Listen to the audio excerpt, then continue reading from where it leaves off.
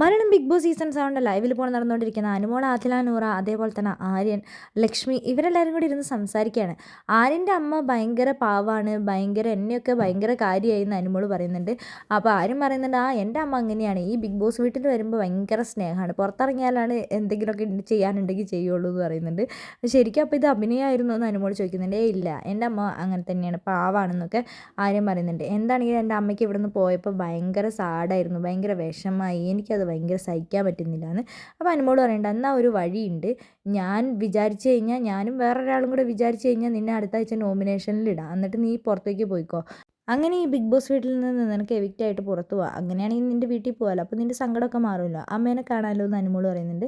അനുമോളെ, എൻ്റെ അമ്മേനെ പറ്റി പറയുമ്പോൾ നീ ഇങ്ങനെ തമാശ പറയില്ല, എനിക്ക് ചിരിയൊന്നും വരുന്നില്ല എന്ന് ആരും പറയുന്നുണ്ട്. ഞാൻ തമാശ പറഞ്ഞതല്ല, ഞാനിത് സീരിയസ് ആയിട്ട് പറഞ്ഞു തന്നെയാണ്.